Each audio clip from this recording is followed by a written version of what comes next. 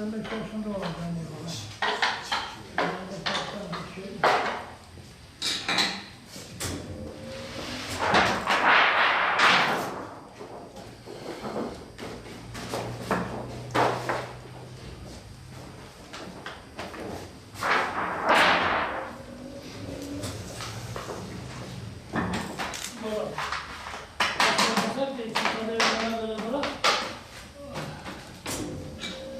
Deniz, Efendim? sen de çekerken dikkat et.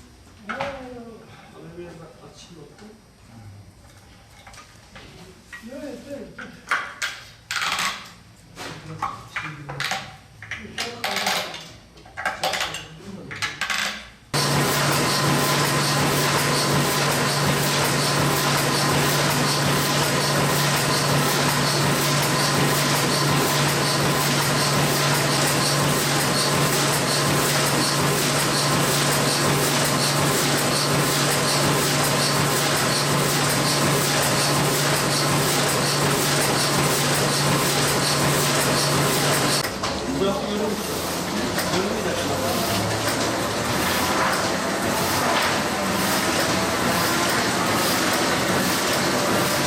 Tamam, teşekkür ederim. Hadi önemli gelelim.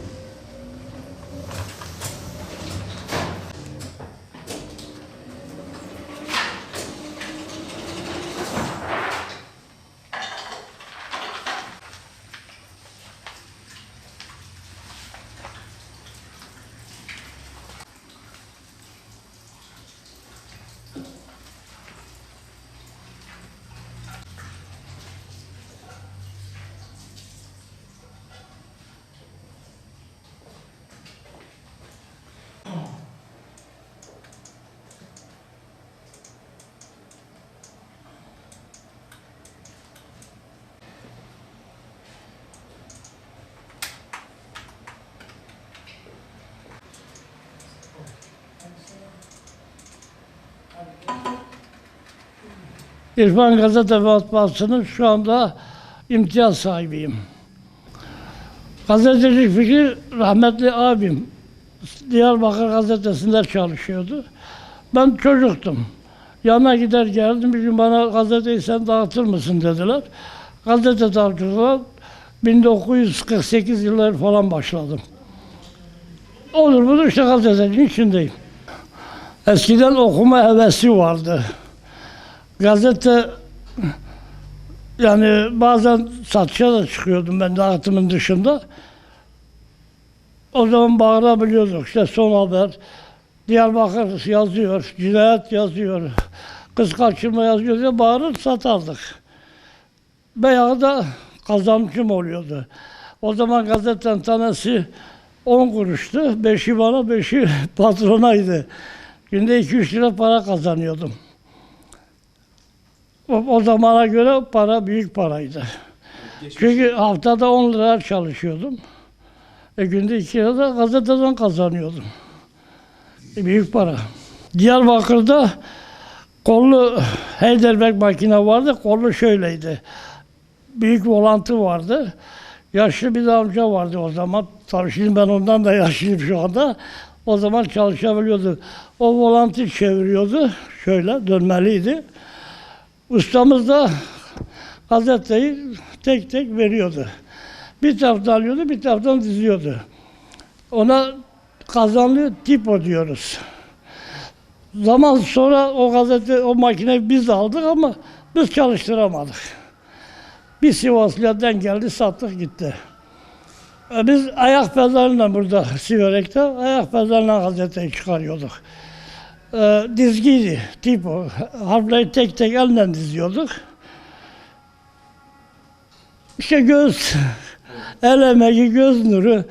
Hatta bazen arkadaşlar takılırdım, elim kara, yüzüm kara. İşimiz öyleydi, el de karaydı, yüz de karaydı. Çünkü mürekkeple bir şey ekmeğimizi yerken bile çoğu defa elimizi yıkayamazdık ama ayakta yerdik çünkü gazete yetiştirmemiz lazımdı. Haber yaparken en büyük zorluğumuz halkımızın eleştiriye açık olmamasıydı. İyi hatırlıyorum, Bir gün bir haber yaptık. Darp, haber de darp yani öyle büyük bir şey değil. Birbirine girmiş bir kişi birkaç tokat vurmuş. Yanımızdaki elemanın komşusuymuş darp edilen. Demiş vallahi bilirsiniz biz dedi gazeteye yazar. Adam geldi matbaanın kapısının önünde durdu. Affedilse karışmayız. Haber yaparsınız yapmaz ama bu haber yapılırsa biz gider gerekli adamların bir tane vuralım. Ama biz şu anda barışmışız. Haber yaptınız mı vurmamız lazım. Baba da bize ne o haber lazım ne birbirinizi vurun. Haber yırtıp attım. O kadar ki sıkıydı. Sonra kurumlar da bazen yapıyor aynı işi. Aleyhimize yazmışsınız. Bu yazarın yazısını yazmayın. Bu adamın haberini yapmayın. Bazı da geldi. Abi çok güzel haber yapmışsınız. Tebrikler. Üzerlerine gidin. Sanmıyorum. Çünkü şimdi şu anda bütün gazeteler, yerel gazeteler kastediyorum. Ben ulusal basından bir şey diyemem. Pamuk birbirine bağlıdır. Bugün diyelim ki belediye aleyhine bir haber yaptınız mı? Belediye size işini vermez. Geçmişte aboneliğimiz iptal edildi. Belki duydunuz. Haber yüzünden bir yıl abonelik iptal ettiler. Bizden aboneyi kestiler. Öyledir. Adama gönüllü gazete ücretsiz dağıtıyoruz bir şekil. Ama biz satmış gibi gözükmek durumundayız. Adam diyor ki gazeteyi alıp ne yapayım ben onu internetten izliyorum diyor. Sitelere atma mecburiyeti çıktı. Gazeteyi bastıktan sonra hemen sitelere atıyoruz. Adam atıyor, gazeteyi orada okuyor. Ne diye para versin abone olsun ki? Veya yani bazıları tabii abone olanlar var. Bize bir desteğimiz olsun diye abone oluyorlar. Yani burada sanki bir dilenci oluyoruz. O duruma geldik. Doğrudur. Fakat dijitale geçmemiz için büyük sermaye lazım bize. Bu sermayeyi ne devlet verir, ne herhangi bir kurum bize yardımda bulunur. Gittiği yere kadar götüreceğim diyorum. Hevesim, umudum bu gazeteyi doğum tarihi olan 2023'e taşımaktır. Çünkü gazete Cumhuriyet'le yaşıttır. Oraya taşımak. Allah ömür verir. Biraz da gücüm yeterse oraya taşıyacağım. Zaten de kaldı ki 23'e. Şimdi ödüller alınır, verilir. Ama aslında ödül tam sahibine verilmez. Ben gazete sahibiyim. Belki yaşımdan dolayı bana ödül verilir.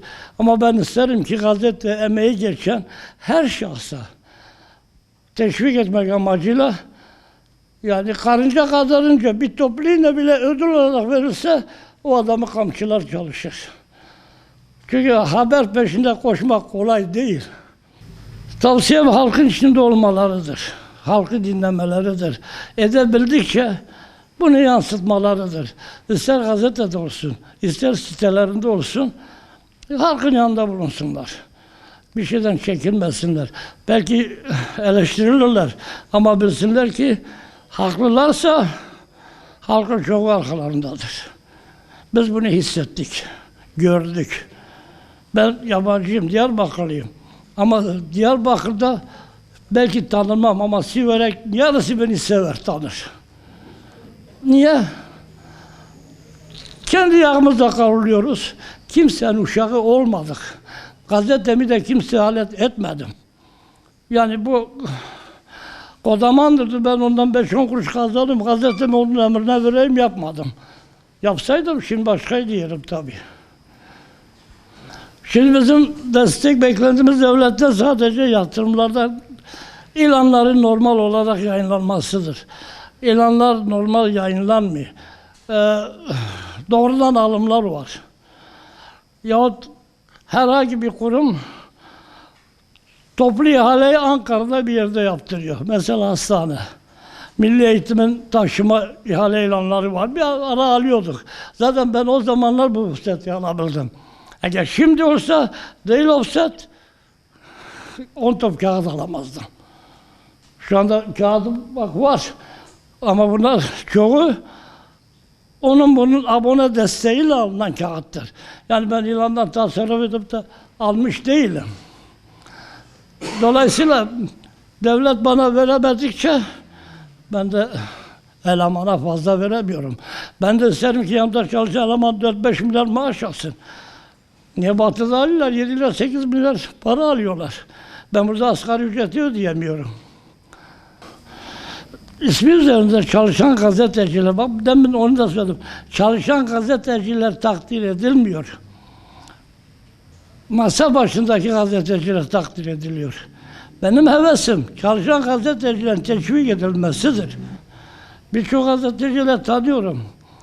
Haber peşinde koşarlar, giderler masa başındaki ödüle layık görülür.